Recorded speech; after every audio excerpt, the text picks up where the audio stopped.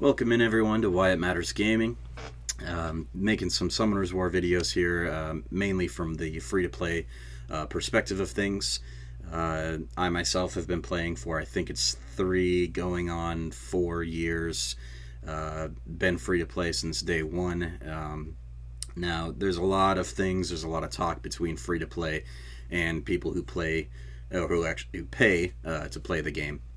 And it can get really, really discouraging as a free-to-play player, especially a long-term one, when you just put in day after day of work, of farming, of getting runes, trying to better your units to be able to actually compete in arena. And that is the biggest deal I think it is when it comes to free-to-play, is the PvP side of things. So, let's just be completely honest. If you're free to play, unless you have some insane luck with rune pulling and rune powering them up to get the next level of things, especially speed. If you don't have that kind of luck, it's going to be very, very, very difficult for you to compete at high levels of RTA. So that doesn't mean that you guys should get discouraged from the game playing in general, because there is PvP, but there's this whole other side of the game that is PvE. And a lot of you know that you have to do PvE stuff before you can even try to get to PvP. But I'm here to show you at least a little bit here that you can do very well in the PvE side of things. And eventually start to compete just a little bit. So basically this channel will be a lot about that. This is not to say that I won't eventually become not free to play, because I'm not against people paying the game by any means. So people who want to pay to progress into the game and then compete at high levels of RTA, that is definitely their decision. So me myself, I just never really had the money to be able to put into it, so I just loved the game and the community, and I wanted to keep playing it. And obviously talking about it with your other friends that play it, it's just a great community building type of thing. So I will continue to do this. It is possible that I will crack at some points and buy some stuff to try to make some more content for you guys. But not to worry, there is another account that I have that is completely free to play as well. So anyway, if I were to crack, it would be here on YouTube or on stream. So hopefully I can make some really good content here for you guys, especially from the free to play side of things. So let's just kind of get into it here. Okay, guys, so this is the start of my monster box. I have it kind of split up here by element, but just to show you here as well, this is 3 to 4 years being free to play, just accumulating units, and you guys will accumulate a lot of units if you be diligent and you just keep playing the game. The units will come. So biggest deal, build a team for whatever dungeon you are trying to defeat. Focus on that team until you feel like it's good enough where you're not going to be wasting energy trying to farm it and then failing. Some people I even see out there using that 10 crystal refresh when their team dies. Crystals are gold, very much gold for free-to-play players, because you can use those crystals to buy a premium pack, and I'm not going to sit here and pretend that I haven't bought premium packs, because I have. A lot of my units have come from premium packs, because you don't have the same amount of summons and the same amount of resources as others. You need to use the resources that the game gives you in the best way that you possibly can. So build a team.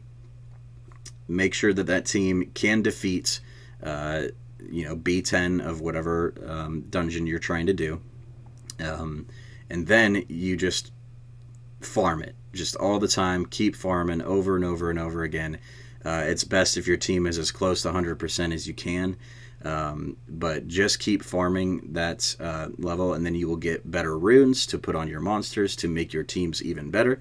And then when your dungeon times are down to the point where, let's say you only have a couple hours during the day to be able to play the game, your dungeon times are so fast that you will burn through the energy that you're given as a free-to-play player. And the game very recently has been doing a lot, Com2uS has been doing a lot of stuff to make the experience for free-to-play players better. They give you, sitting here free-to-play, I have gotten a ton of energy from the events. They gave out that Dark Vampire Lord, which I won't lie, I haven't really done too much with him, but they gave out that Dark Vampire Lord. Man, I remember years ago I wanted Verd, the fire vampire. I wanted him for a very long time.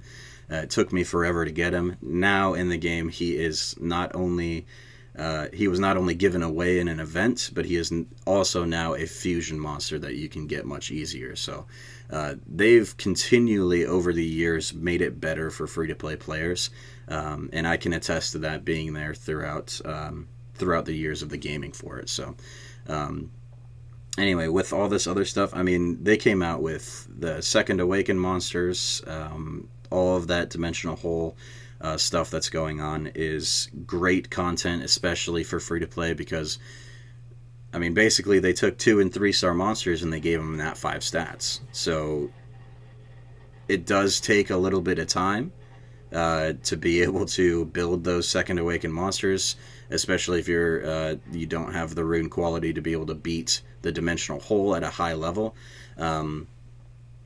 It will take some time to build those, but it's basically being able to turn 2 and 3 star monsters into 5 stars, into Nat 5s, and be able to use them, against other people who, just have better luck with summons or whatever it is. So, okay, guys, we are going to be talking a little bit about Teshar. So, Teshar is my favorite monster in the game.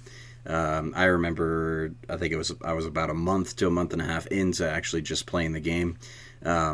Somebody finally allowed me to get them as a friend, and they had a Teshar as their rep monster, and I remember taking him into the dungeons and just watching him destroy everything. And right then I said, man, I have to get this monster. So about a year ago, I did pull him, and I've been using him ever since. I immediately built him to 6 star max level, put my best damage runes on him. And that is the deal when it comes to Teshar. Teshar that's the whole thing, is damage. Just damage. As much damage as you possibly can do. He's not really a PvP monster to be used in their arena or anything. You could try. Sometimes I do try to bring him in there because it is always fun to blow up somebody's monster with Teshar's Lightning Nova right here.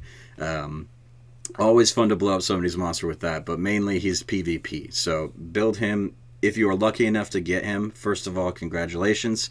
Teshar's amazing. PvE content, he just destroys. So build him straight damage. You can see here how I've built mine. I do have him on a rage set, but it's a rage broken set. So a lot of people talk about runing your monsters, how you want to rune them.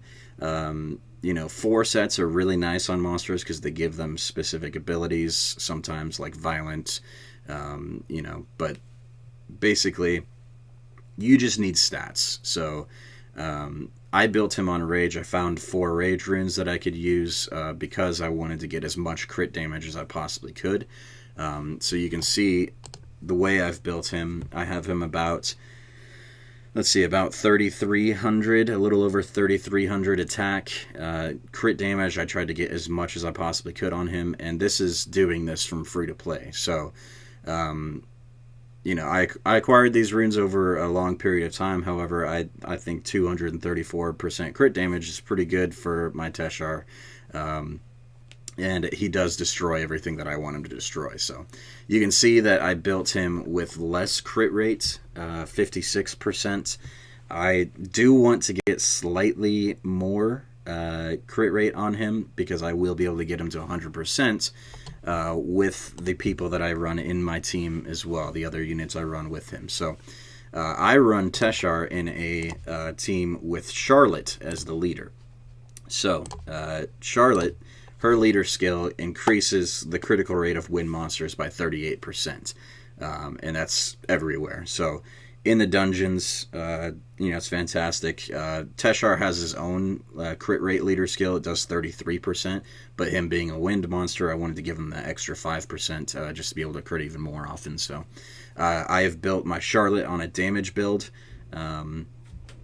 as well. So basically, the team I run is Charlotte, Teshar, the Wind Twins, and Bastet. Bastet gives the attack power and the shield, and the defense breaks. I found that I don't need anything more than the Twins because the Wind Twins have defense breaks on their first skills as well as Melissa having one on her second skill. So I find that I don't need that very often. However, the damage and the trash waves are cleared through Charlotte.